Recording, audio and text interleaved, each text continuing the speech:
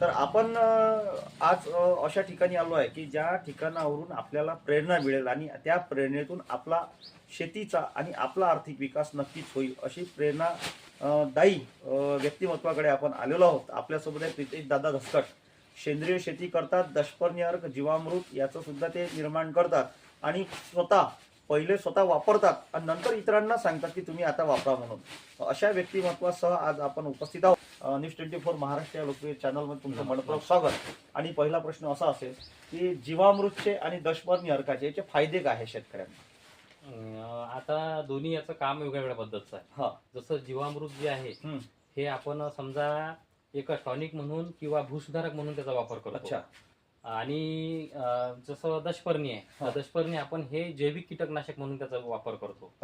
तर समजा जीवामृत जर आपण समजा जे आपण जीवामृत बनवतो त्याच्यामध्ये समजा देशी गाईचं समजा आपण त्याच्यामध्ये शेण, गोमूत्र, गुड आणि बेसन आणि त्याचा समजा 7 दिवसाचा कालावधी त्याचा आपण घेतो समजा त्याच्यामध्ये.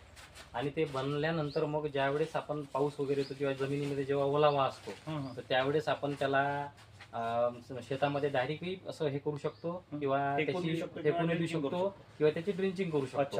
म्हणजे त्याच्यामधून त्याचं म्हणजे त्याच्यामध्ये महत्वाचा विषय म्हणजे ते जीवाणू कल्चर आहे. त्याच्यामध्ये असंख्य जीवाणू आहे आणि ते आज आपल्या शेतीमध्ये झालेलं काय आहे, रसायनाचा जास्त वापर झाल्यामुळे ज्या नैसर्गिक जे जीवाणू जमिनीमध्ये होते ते नष्ट होत चालले. म्हणून ते एक प्रकारे आपण त्या जीवाणूची संख्या वाढवून आपल्या जमिनीमधली जे क्रिया प्रतिक्रिया थांबलेली आहे ते सुरळीत होण्यासाठी म्हणून आपण त्याचा एक प्रकारचा समजा वापर करतो.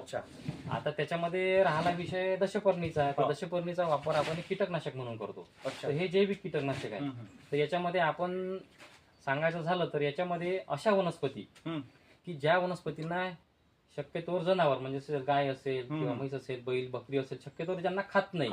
म्हणजे ते निसर्गाचं एक असं इंडिकेशन आहे की बाबा हे याच्यामध्ये काहीतरी कडूपणा असेल किंवा थोडस म्हणजे त्याच्या खाण्यालायक नाही. बरोबर. अशा प्रकारच्या वनस्पती आपण त्याच्यामध्ये घेतो 10 प्रकारच्या. त्याच्यामध्ये शेण, गोमित्र, काही लसूण आणि हिरवी मिरचीचा वापर करतो. आणि त्याचा 1 महिन्याचा समजा त्याला 1 ते 1.25 महिन्याचा कालावधी बनवण्यासाठी.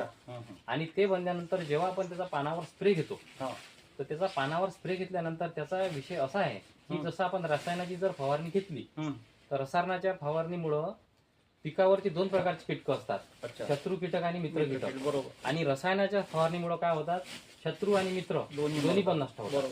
त्याच्यामुळं जे आपली बायोडायव्हर्सिटी आहे, जे पर्यावरणाची जैवविविधता आहे ती आपण पूर्ण डिस्टर्ब करून टाकतो. आणि त्याच्यामुळं हे जे दशपर्णी वापरतो तर दशपर्णी डायरेक्ट कोणत्याच त्याला मारण्याचं काम करत नाही. आता हे याचं काम असं आहे की याच्यामध्ये जे 10 प्रकारचे वनस्पती आहे आणि ते 1 महिन्यामध्ये त्याच्यामध्ये कुजले. बरोबर. तर त्याच्यामधून जो एक रसायन तयार झालं ते समजा, तर जेव्हा ते पानावरती गेलं तर त्याच्यावरती जे पानाला डंक मारणारा किंवा फुलाला डंक मारणारा, फळाला डंक मारणारा जो काही समजा कीटक असेल तो कीटक डंक मारत नाही. त्याच्या मागचं कारण असं की जसं आपण जेवणासाठी बसलो, जेवणासाठी ताट दिलं आपल्याला आणि आपल्या ताटात कोणीतरी 1 किंवा मीठ आणून टाकून दिलं तर आपण म्हणू किती जरी भूक लागली तर आपण म्हणू आता आम्ही जेवण करत नाही. तर अशाच प्रकारची नैसर्गिक प्रक्रिया आहे. ते कीटक जेव्हा त्या पानाला डंक मारते त्याला ह्या ज्या वनस्पती त्याच्यामध्ये आहे की ज्या वनस्पतीला पशु सुद्धा खात नाही त्याच्यामध्ये जे एक प्रकारचं जे रसायनाचं एक तयार झालेलं आहे त्याच्यामुळे ते त्याचं खाणं टाळते. बरोबर. आणि खाणं टाळल्यामुळे काय होते, त्याच्यामध्ये विकनेस होऊन ते मरून जातात. बरोबर. आणि त्याच्यामध्ये जे मित्र कीटक असतात त्यांचा याच्यावर काही होत नाही कारण ते मांसाहारी असतात. ते हे शत्रू कीटक त्यांचे भक्षक असते. तर त्याच्यामुळं ते यांना खातात. म्हणजे मित्रकीट वाढतात ते शत्रू किटांना खातात. आणि ही अशा प्रकारची आपण याच्यापासून पर्यावरणाची साखळी पण कायम ठेवतो. आणि सगळ्यात महत्वाचं म्हणजे हा स्प्रे केल्यानंतर आपल्या मजुराला किंवा शेतकऱ्याला कुठल्याही प्रकारचं असं विषबाधा होत नाही. बरोबर. झालं तर नॉर्मली फक्त वासाचा त्रास होईल, त्याच्यापेक्षा दुसरं काही होत नाही. पण ज्या घटना मध्यंतरी ज्या घडल्या की ज्याच्यामध्ये मृत्यू वगैरे झाले फवारण्यावर, तशा पद्धतीच्या काही घटना याच्यामध्ये घडत नाही. बरोबर. तर माझं असं म्हणणं आहे की आपण प्रायोगिक तत्वावर आपण एक शेतकरी म्हणून आपण आपल्या शेतामध्ये प्रयोग करायला काही हरकत नाही. तर त्या पद्धतीने मी माझ्या शेतावर प्रयोग करतो आणि समजा वेगवेगळ्या समजा समाजसेवी संस्थेसोबत जोडलेलो असल्यामुळे त्या माध्यमातून जे काही शेतकरी असतील त्यांना 2 लिटर 5 लिटर देण्याचा प्रयत्न करतो आणि जे इच्छुक असतील त्यांना बनवण्याची पद्धत सांगतो. अच्छा, चला, ही चांगली पद्धत तुम्ही सांगता. म्हणजे जीवामृतच्या माध्यमातून जमिनीचं पोत सुधारणे म्हणजे त्यामध्ये जे पासून अनेक वर्षांपासून रासायनिकतेनं त्यातले जे जीवाणू नष्ट झाले असेल ते जीवामृत त्या पुनर्जन्म त्या यांना देतात. म्हणजे आपल्या चुकीमुळेच आपण जे निसर्गावर आपण आघात केला, बरोबर. आता आपल्याला तो आघात सुधारावा लागेल, कारण येणारा काळ हा जागतिक वातावरण बदलाचा, क्लायमेट चेंजचा जबरदस्त काळ आहे आणि आपण जर आता स्वतःला सावरलं नाही तर येणारा काळ भीषण आहे. बरोबर.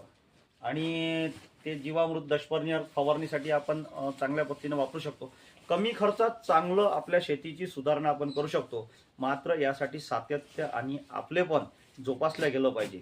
दादांसारखे अनेक समाजसेवक आहे जे सामाजिक क्षेत्रात विविध क्षेत्रात काम करतात. दादांचं सेंद्रिय क्षेत्रात अत्यंत सुंदर काम आहे. दादांचं मार्गदर्शन लागलं तर तुम्ही प्रितेश दादा धसकट, राहणार शेंदोळा बुद्रुक, आणि हे गाव अमरावती ते नांदगाव पेठ च्या मध्ये पिंपळवीर आहे. पिंपळवीर पासून मार्डी रोडकडे हे गाव आहे. तिवसा तालुक्यात हे गाव आहे. आणि इथे केव्हाही तुम्हाला मार्गदर्शन लागलं तर तुम्ही दादाशी संपर्क करू शकता. नक्कीच. चला दादा, या निमित्तानं तुम्ही सुंदर मार्गदर्शन केलं. प्रेक्षकांनी सर्वांना आवडलं असेल. चला नंतर भेटूया वेगळ्या माहितीसह. तोपर्यंत नमस्कार.